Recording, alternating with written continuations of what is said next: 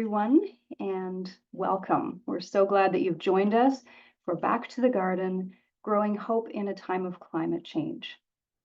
This is part of a series of webinars brought to you by the Mackay Educational Resource Center at Cavan Library here at Knox College. My name is Laura Allery. I'm the coordinator of the Mackay Center, and I'll be your on-camera host today. And doing duty in the background is Sach Prashad, who's doing technical hosting.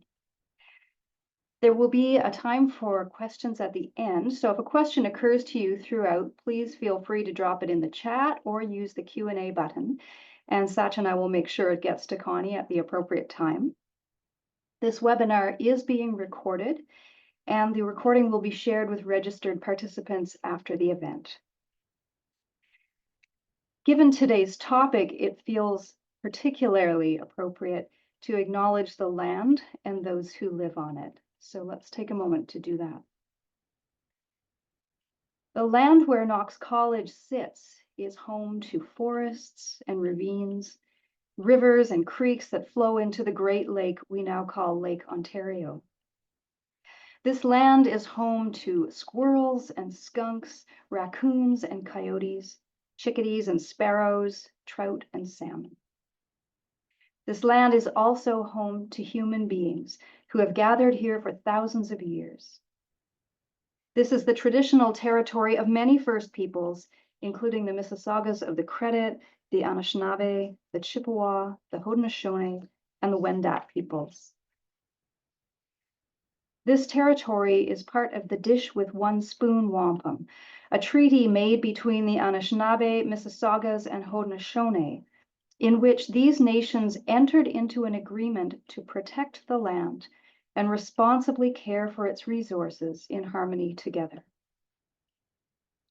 Whether we are settlers, newcomers, or Indigenous peoples, we have all been invited into this treaty in the spirit of peace, friendship, and respect. We are mindful of broken treaties that persist across Turtle Island today, and we recognize our responsibilities to engage in meaningful, continuous process of truth and reconciliation with all our relations. We're also grateful today for support from the Ewart Endowment that makes this series of webinars possible. The Mackay Educational Resource Center is a part of the continuing legacy of Ewart College. We're here to support churches as they explore new ways to be communities of hope in this world. Quite a calling. And today we are delighted to welcome as our guest somebody who lives and works in that space between anxiety and hope, the Reverend Konnie Vissers. Konnie is a Presbyterian minister who in 2022 began the Children's Garden Collective, whose purpose is to foster the growth and nourishment of kids. But Konnie's work extends in many directions and includes all ages.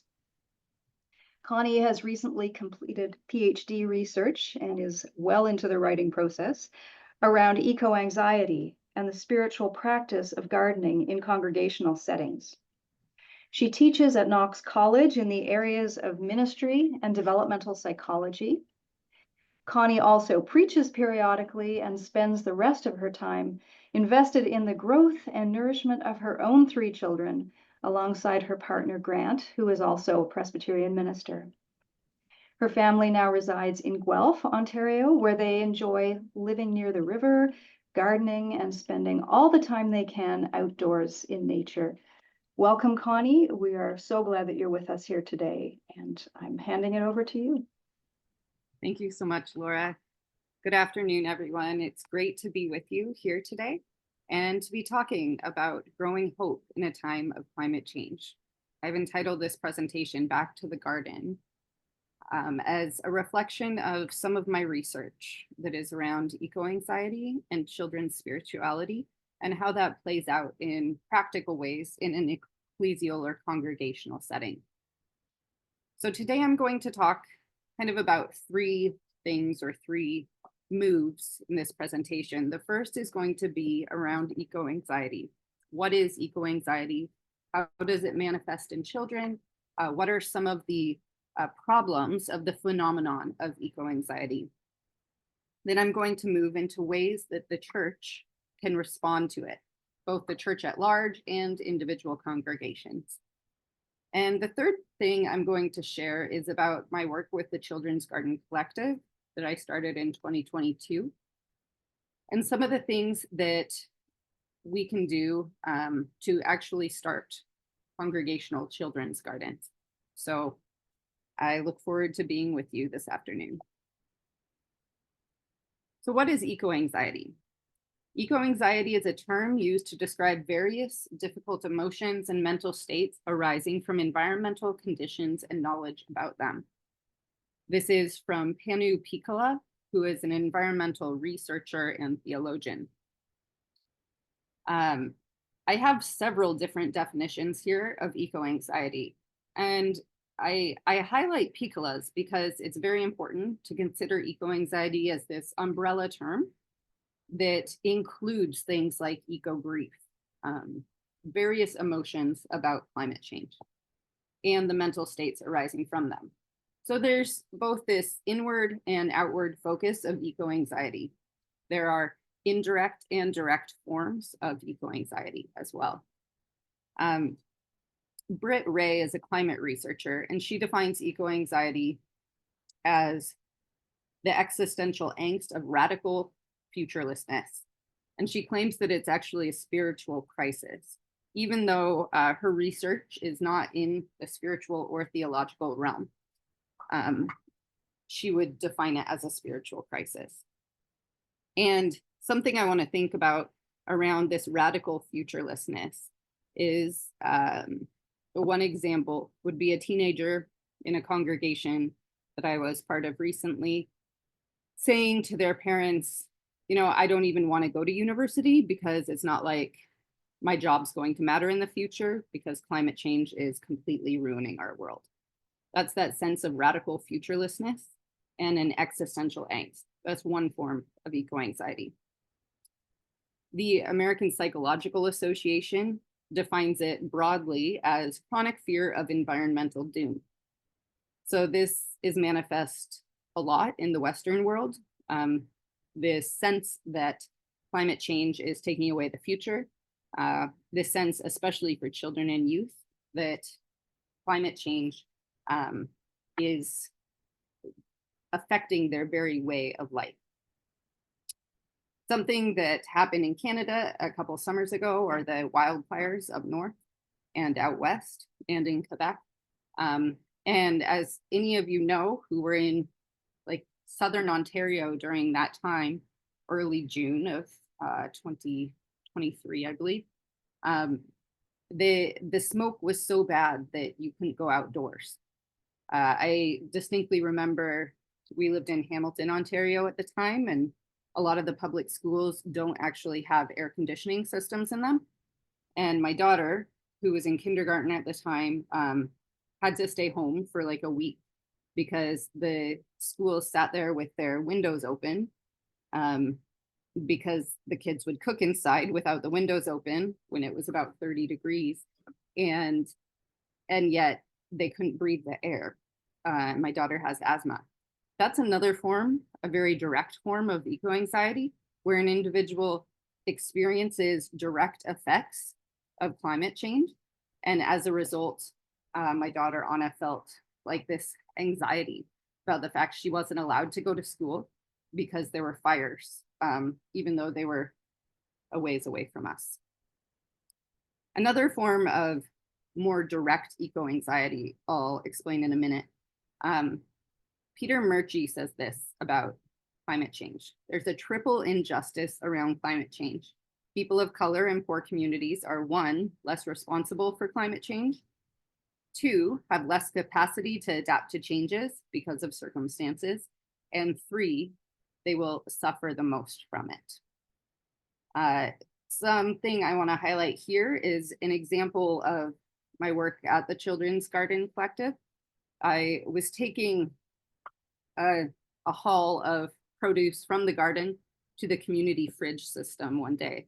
And the community fridge system in Hamilton is a no questions asked, system where you give what you can and take what you need.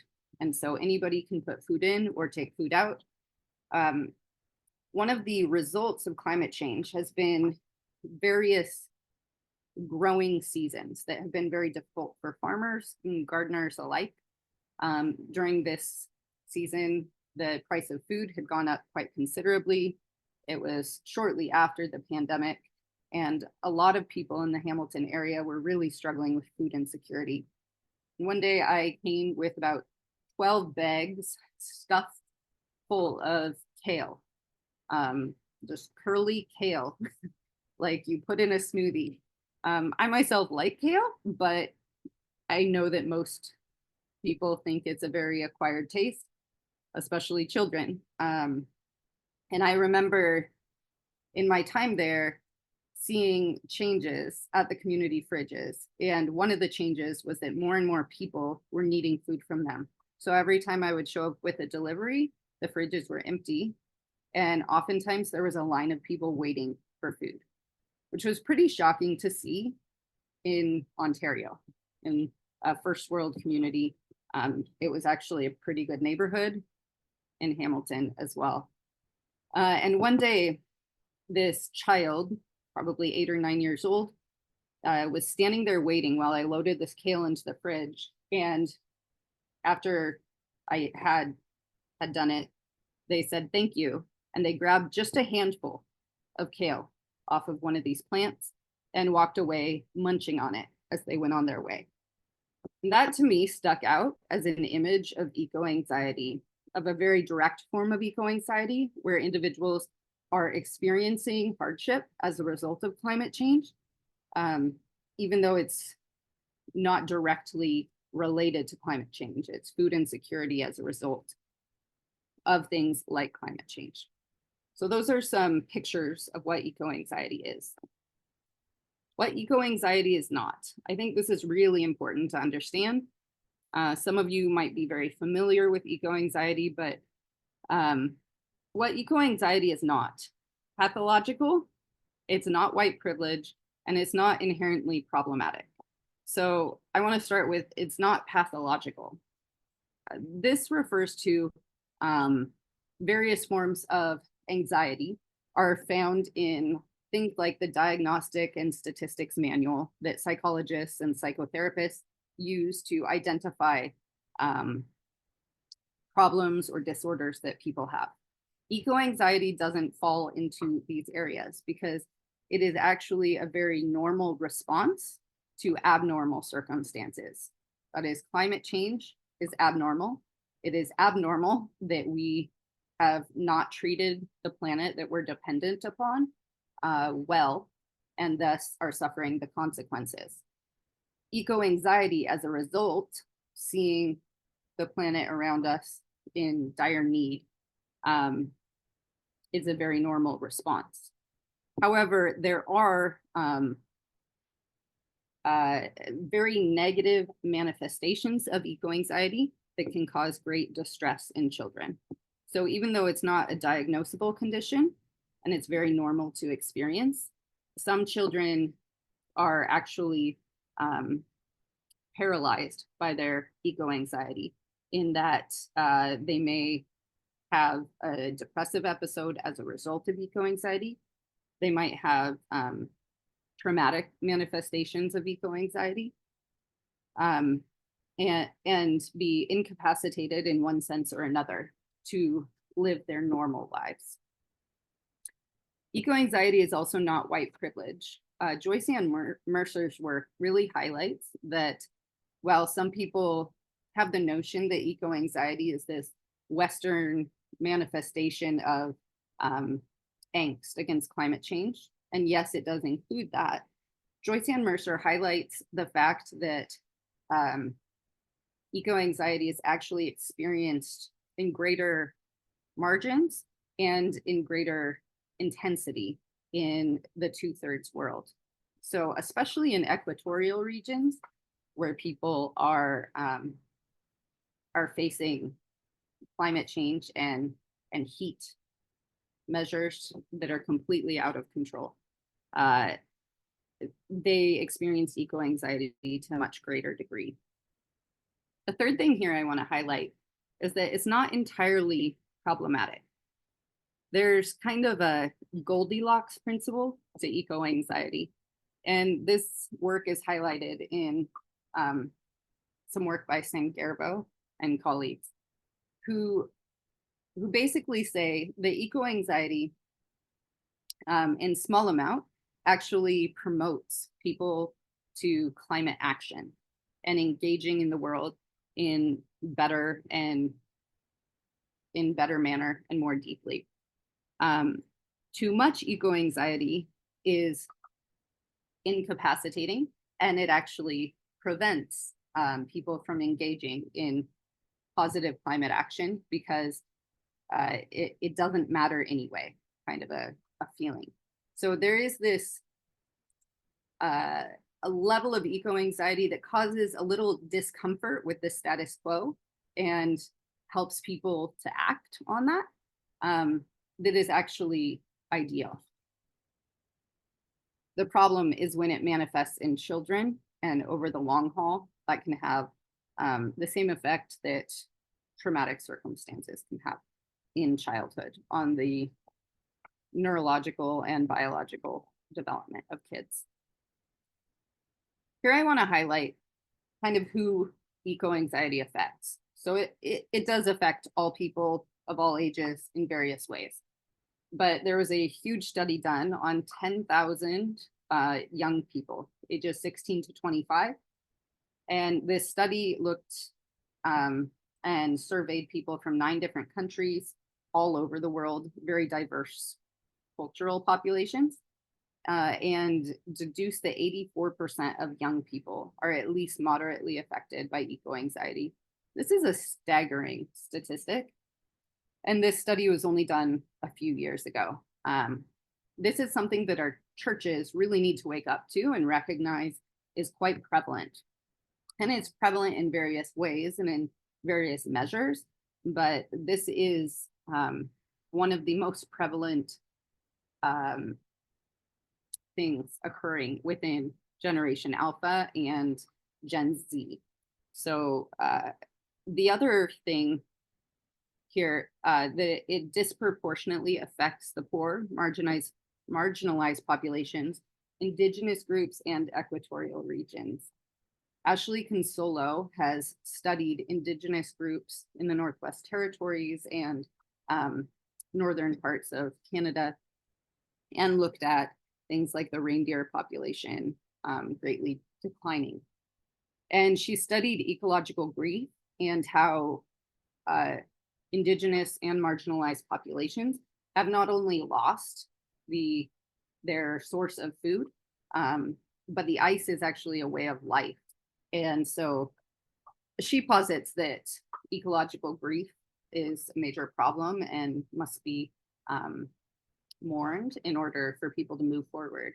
But the other thing coming out of her work is that climate change has caused not just minor disruption to those marginalized populations, but the end of their cultural civilization. They depend on the ice as part of who they are. And so there's a disproportionate effect on those who are already marginalized.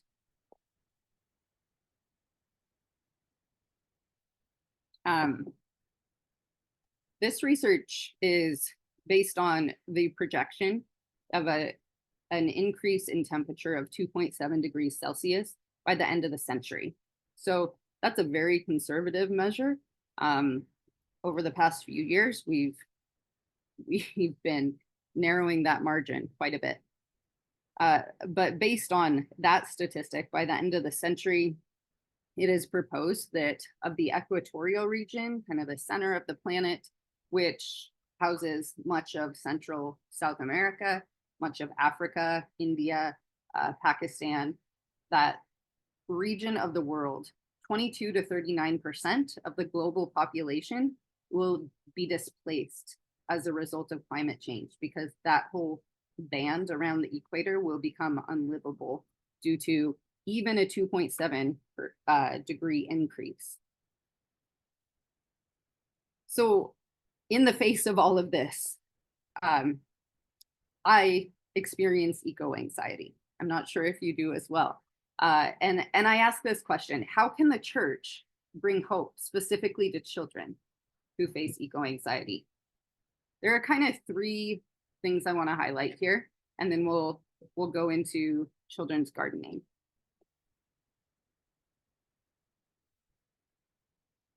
The first is that congregations need to be participating in climate positive actions. So that's pretty self-explanatory. Anything that is positive for the environment, whether that is a recycling program or writing letters to the premier or your representatives. Those are all positive climate actions. I'm going to argue that gardening is a particular type of positive climate action in a minute. But any positive climate action is going to help Generation Alpha and Gen Z recognize that there are other generations who care about the environment, who care about climate change, and that they're not alone. And this, in and of itself, brings some measure of hope. The second thing I want to highlight is that there are different forms of coping in the face of major stressors. And there are emotion-focused coping mechanisms. That's letting out all of the feelings that you have. Therapy might fall into that. Lament would fall into emotion-focused coping mechanism. Mourning, other kind of rituals that can help get the emotions off your chest in the face of eco-anxiety. And emotion-focused coping is necessary, and all of those things are good and positive. But I'm going to share something in a moment. Then there's problem-focused coping. Problem-focused coping would be, how do we solve the problem of climate change? We protest at City Hall. We lobby for the government to change their position. These big picture items, we work our way up in a company so that we can affect their environmental policy, things like that. Problem-focused coping is also good, and it's also necessary and helpful in the whole climate change narrative. However, meaning-focused coping is what is the most helpful for facing eco-anxiety itself and helping kids to moderate their own eco-anxiety and to be able to cope in the face of eco-anxiety. And I would say that meaning-focused coping is the best thing the church can do as well, because the church is about meaning. Our theologies are about finding meaning in this world because we believe and we are rooted in a theological framework of meaning. So going to share how gardening can be a meaning-focused coping mechanism. And then the third thing about the church bringing hope in the face of eco-anxiety, the churches really need to better understand children's spirituality, how children function, and how they learn and how they identify as spiritual. So the work of Brendan Hyde, a professor, and he's currently the head of the International Association of Children's Spirituality. He did a lot of work over the past couple of decades on embodiment and the importance of embodiment for children to learn and to express their spirituality. Holly Catterton-Allen has also done some work around this and how embodiment actually is a biblical principle. We greet one another with a holy kiss. We bow before the Lord. In the Old Testament, there's images of women dancing before the Lord, or David dancing naked before the Lord. These are all images of embodied spirituality and this kind of corporeal understanding of what it means to be spiritual that's not just cerebral, which I know is somewhat counter to a lot of Presbyterian churches. The ministers have high level of education, Many of the people have high level of education, and that's all good. But at the same time, you need this embodied notion of spirituality and what it means to engage in a spiritual life with the Lord in our bodies. And for kids, this is even more important because children in the early stages of development are learning with their bodies. The second work I would like to highlight is Hay and Nye. They're two researchers in Britain who studied the spiritual sensitivities of children. And these are three ways that kids really come to know and experience the divine. And the first is awareness sensing. The second is mystery sensing. And the third is value sensing. I'm going to share some examples of that in the garden in just a moment. So going back to the garden. In 2022, I started the Children's Garden Collective. We began on about a quarter acre of land in a city park in Hamilton. I petitioned the city government in Hamilton to grant us some land to start a garden for the sake of kids.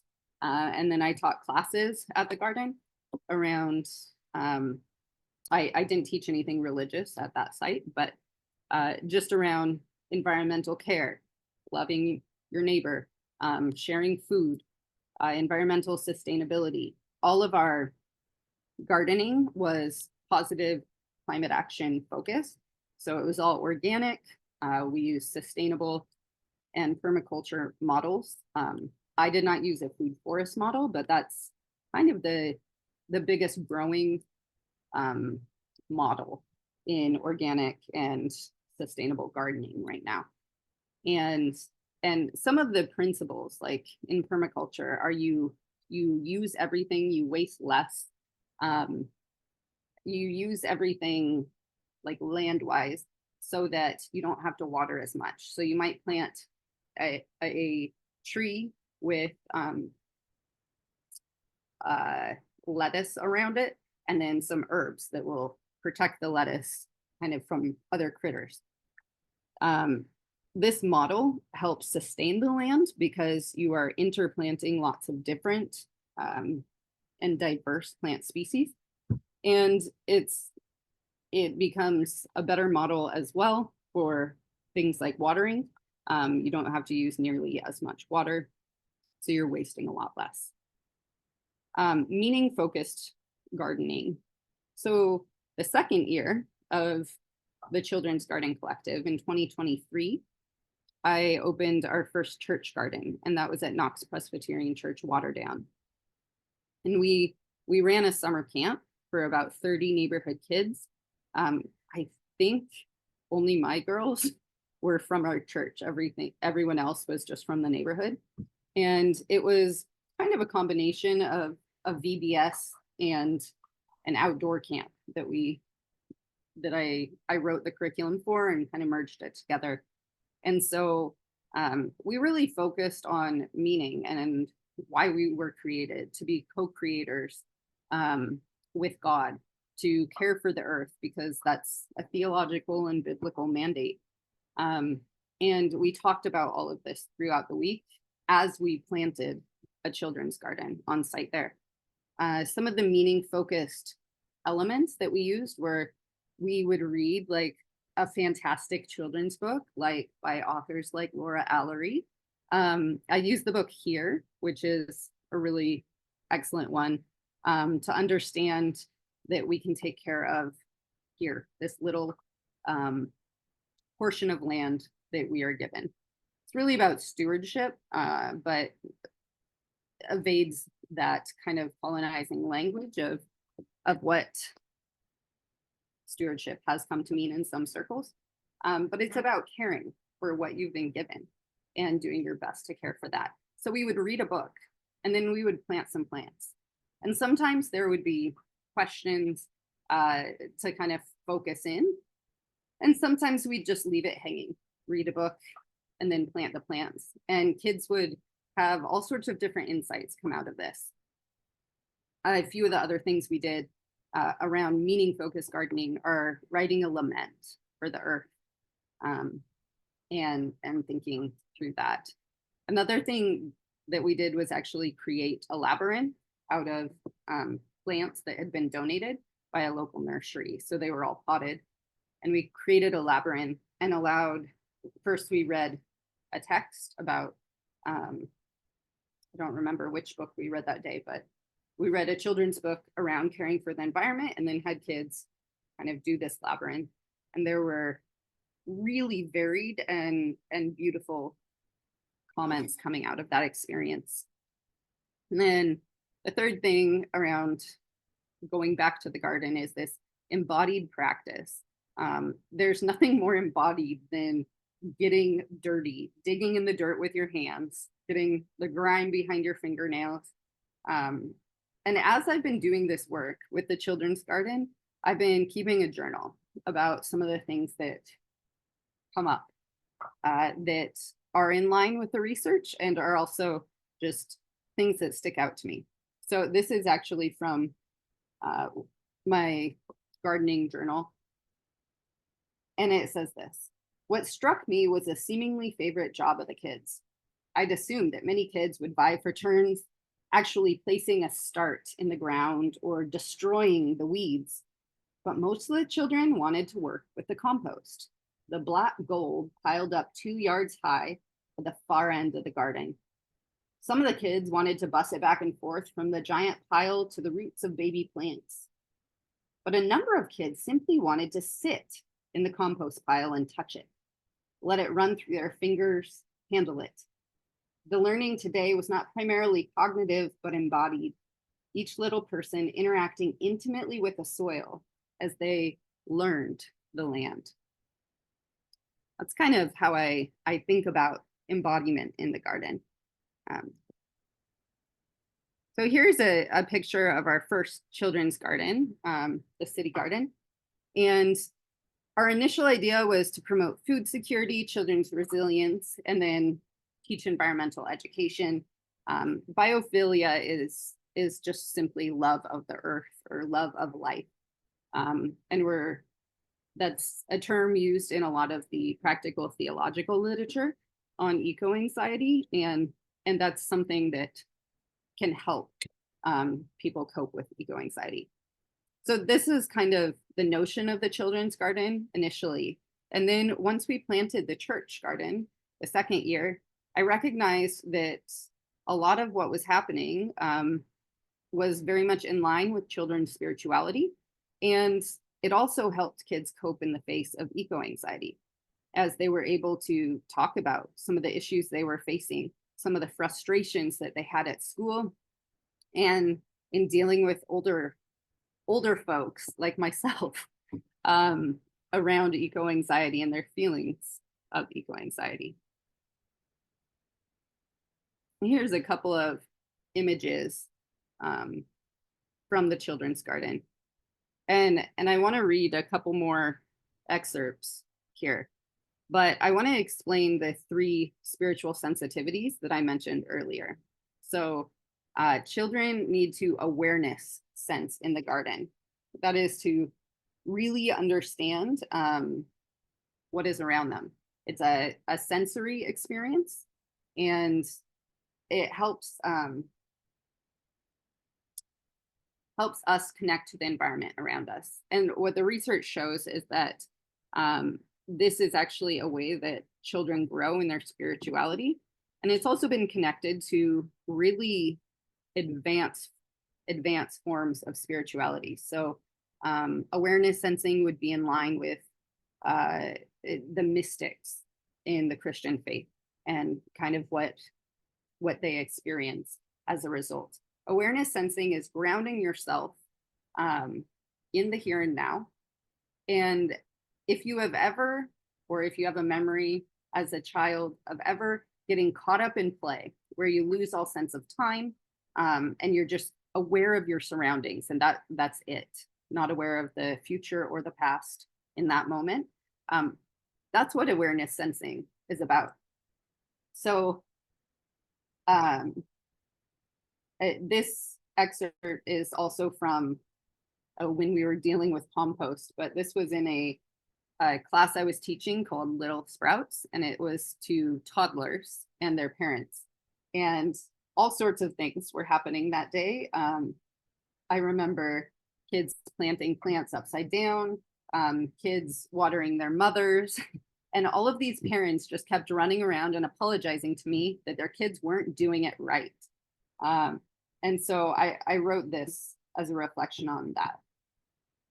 As I reflect on all of the polite, apologetic mothers, I am struck not only that they've missed the point, but that so too I continually miss the point. We were not meant to create as another task on our list or connect with the earth for the purpose of producing heirloom tomatoes. We were meant to be in relationship with the earth, to play with the earth. All of these 1, 2, and 3-year-olds handling the mud, some tasting it, much to their mother's dismay, touching the tomato plants and wondering out loud why some are bigger than others, pouring water into the ground just to watch it caress the surface, moving dirt around in buckets simply for the love of the dirt itself. All of these little ones, they quite grasp the picture, far better than I've grasped it or any other adult. They are quite naturally players in the dirt, and we adults, we hone in them the skills necessary to do useful tasks like planting tomatoes upright. This reflection is just based on the idea that children quite naturally understand awareness sensing, what it means to be fully present in the here and now, to touch something just for the sake of feeling what that is, to wonder aloud. And it is in that experience that I think children's gardens can actually teach us as adults better ways of being, better ways of tuning into our own spiritual lives and tuning into God. Here's a few pictures of, this is actually, these are 2 of my daughters, pulling lettuce from the garden.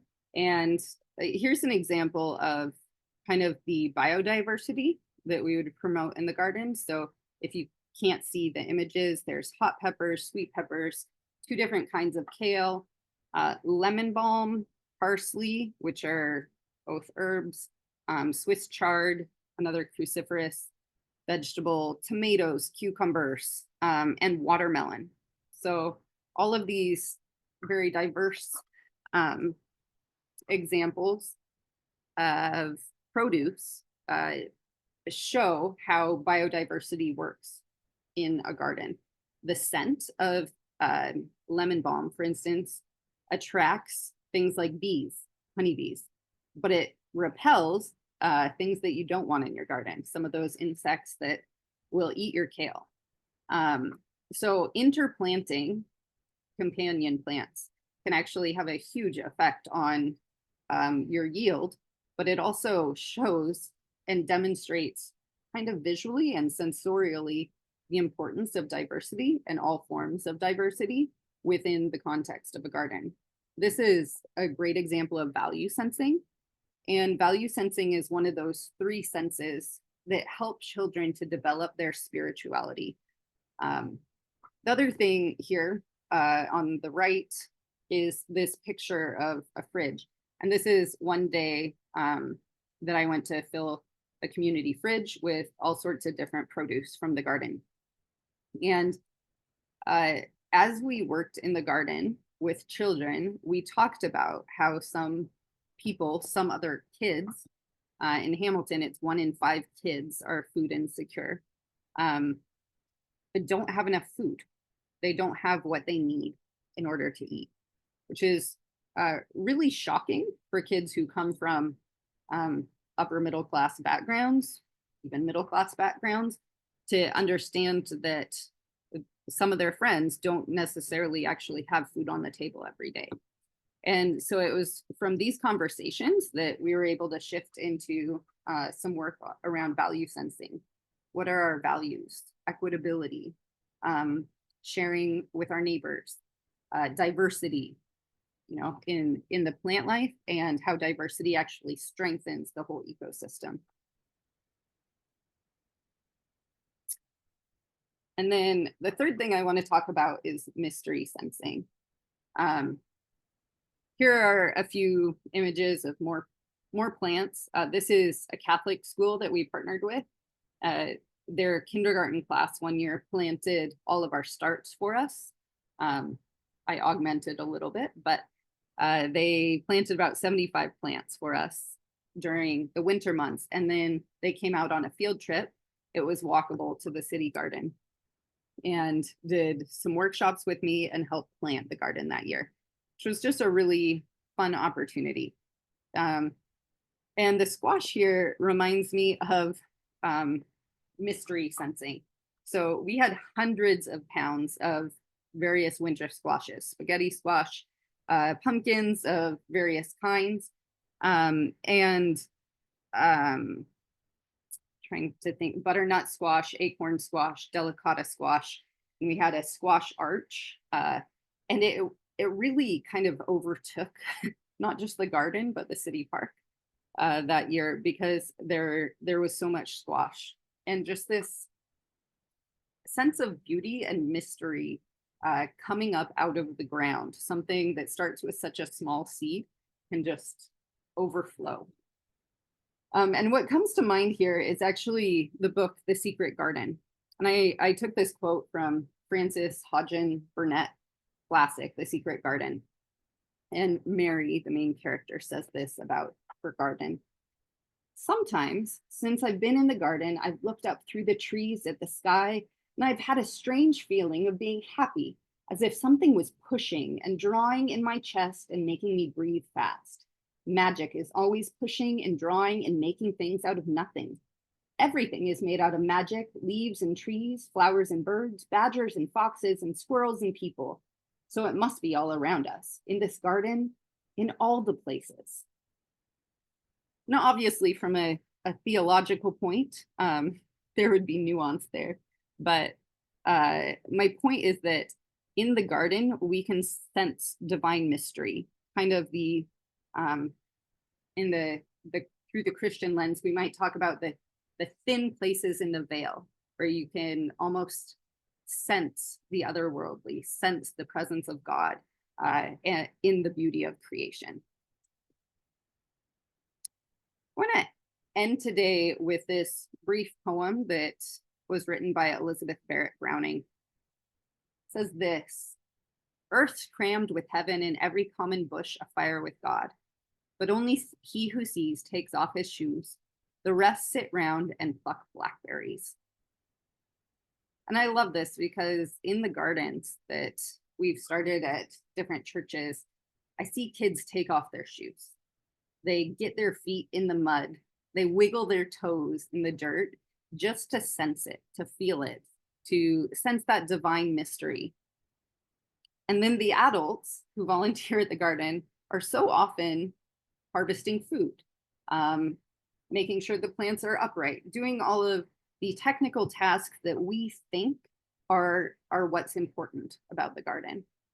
But sometimes I miss out on actually the spiritual aspects of gardening when I sit around and pluck blackberries instead of taking off my shoes and experiencing the divine in nature.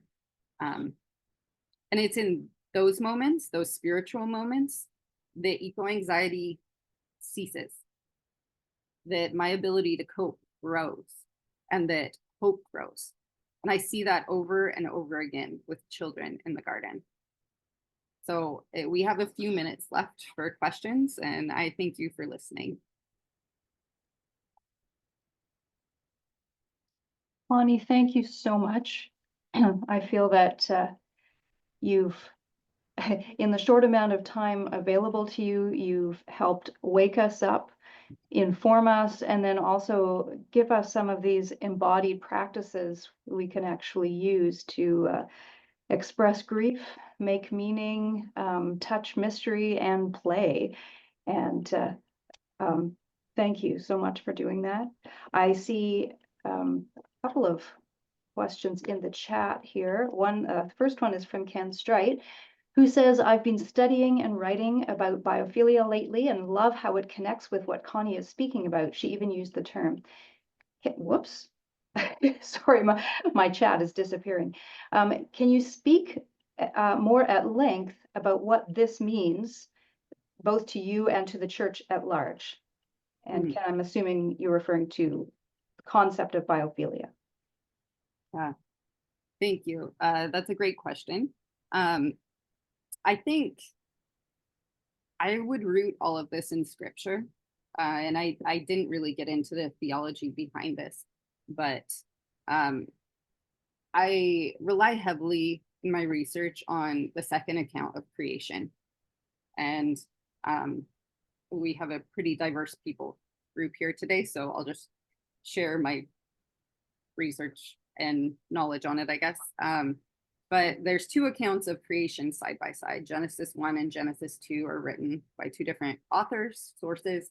And I think they together kind of paint this picture of like a micro view, a macro view and a micro view.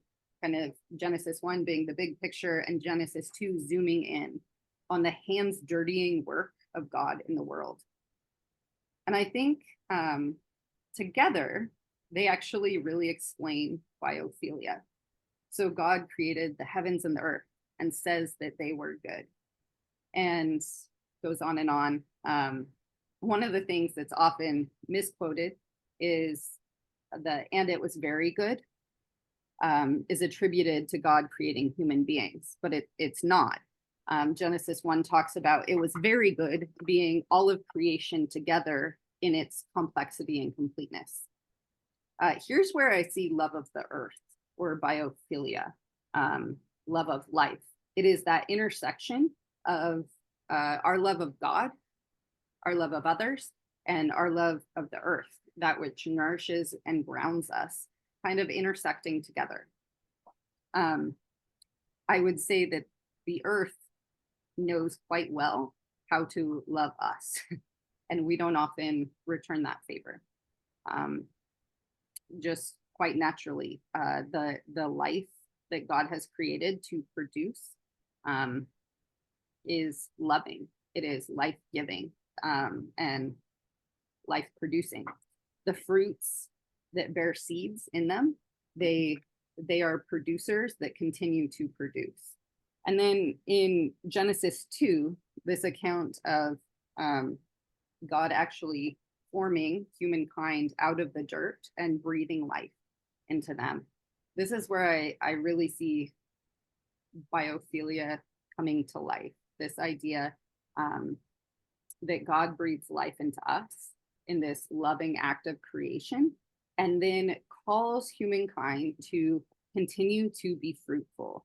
That is, to continue to create. And I don't take this in a strictly literal sense, like procreate, but to co-create, share with God in the creation of life in the world. And that is one way that we can share our love of the earth, is to continue in that creational narrative in that way.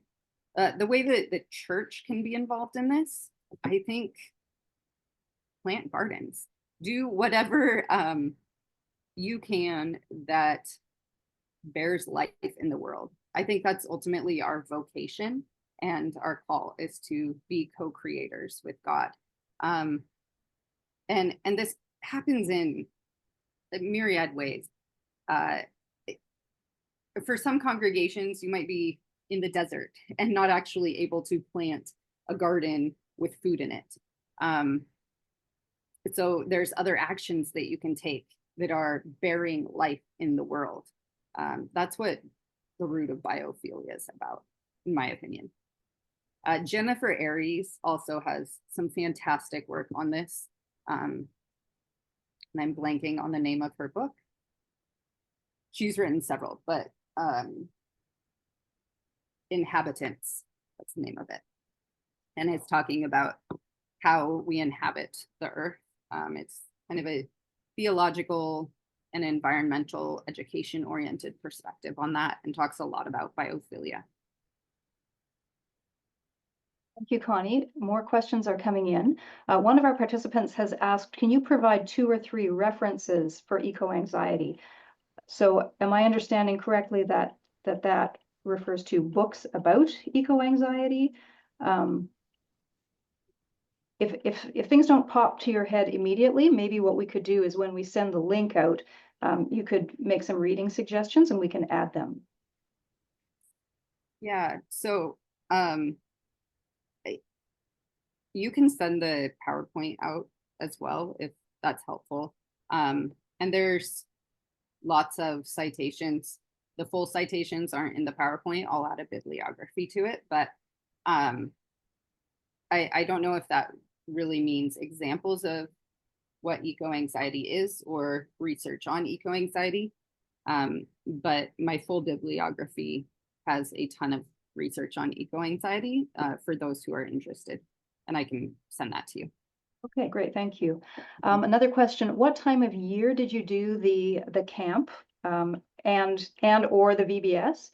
Was it in the spring? And how did you extend the invitation to the neighborhood to participate? The camp was done in July. It was the first week of July. So the first week that kids are out of school, because it was in the mornings. Obviously, this is not when most people plant their gardens. So I did a lot of legwork ahead of time to get starts going. And then for that year of summer camp, we coordinated with Terra Nurseries, which have several nurseries across Ontario. And a volunteer, actually 2 years in a row, a volunteer went out to Terra and talked to the management and said, do you have any edible plants that you can't sell, that are damaged, that look ugly, whatever? And they donated not only a ton of plants, they filled up a semi truck with plants and delivered them to our site and gave the entire truckload, unloaded it for us, everything, to the camp. So we were able to plant our garden with some of those plants, some plants I had started. We did seed some things in July that are really fall harvested veggies, and some perennials as well, some like raspberry and blueberry plants, strawberries that can come back year after year. And that's kind of how we started it. All of our camps have been in July, actually. So, and that is because that's when you can reach kids. And how did you let the neighborhood know? So we posted it on our church website, which is a little bit different. I used Instagram ads. I spent $12 on Instagram ad to promote our children's classes at the city garden. And our class was full in like 4 hours. So like maxed at capacity. So it was very helpful because I don't like social media, but on Instagram, you can plug in exactly the audience and the location, and it is location specific. So it does tailor specifically to the crowd that you're going for. As far as the church camp goes, so we had 30 kids our first year. Our second year, last year, we had 60 kids. The church camp we offered was completely free, which is a great and easy way to get kids in your church. Parents need childcare during the summer, and it is so ridiculously expensive. If you're a parent, you know this, to send your kids to camp every week while you work. So our church got some grant funding, partially from the city and partially from Presbytery Fund. And we were able to host this camp completely free for kids. We got a lot of volunteers on board and just a couple of paid staff. And again, the second year, we had 60 kids within the first week sign up, and it was completely full. We were at capacity. So it's pretty easy to get kids in the door if you're offering a free camp. And word of mouth really spread the camp for the second year. Like, we didn't advertise, we just posted it and we emailed everyone from the previous year that had been, and they told their friends, basically. Just following up on the church camp, the curriculum that you wrote, was that ever published anywhere? I haven't published it yet, but I do plan to. There's a request. Do you have a photo of the herb labyrinth? I guess it wasn't herbs necessarily. It wasn't just herbs. Okay. It was mostly flowers, and some herbs and veggies. But I do have a photo somewhere, but I think it shows a kid's face in it, which is why I didn't include it. Okay, understood. Yeah. I'm just scrolling through here, lots of thank yous and other comments of appreciation. Let me just see here. Oh, hold on. There is I'm looking at our time here. There was a question, what are your thoughts on the Church of the Wild efforts? I don't know if you can respond to that very succinctly. Probably can't give a good response succinctly. Yeah, I would be happy to include a response in what I send to you. Yeah. All right, well, our time is almost up, so I just want to take a moment once again to thank you, Konnie, for sharing your expertise, but also your experience with us today. I love the little passages from your journal and observations on things like the compost, the kids being really drawn to that. That's such a beautiful image of them sitting there just enjoying the soil for its own sake. I thought that was, I was quite moved by that. And for offering us some seeds of hope to plant as we enter into this holy season of growth and renewal. I'd also like to thank everybody who came today. Thank you for joining us. And I want to let you know that our next session will take place in the fall on a date. Oh, I was going to say to be determined. I think I know what it is. But anyway, stay tuned for that. Our guest will be the Reverend Meta Herrick Carlson, pastor, poet, and author of Speak It Plain, Ordinary Blessings, and Ordinary Blessings for the Christmas Season. If you're not familiar with her work, I highly recommend checking it out. Meta has a real gift for creating meaningful rituals. She's going to be talking about worship planning for Longest Night or Blue Christmas services. So we really hope that you can join us for that. Stay tuned, watch our socials for announcements. And again, thank you all. Thank you so much, Laura. And thanks for listening. And I'll send you the bibliography with my email address as well, if anyone is interested in starting a church garden. Great. Thank you so much, Konnie. So you can all watch your inboxes for that and for a link to the recording. So go in peace, everyone.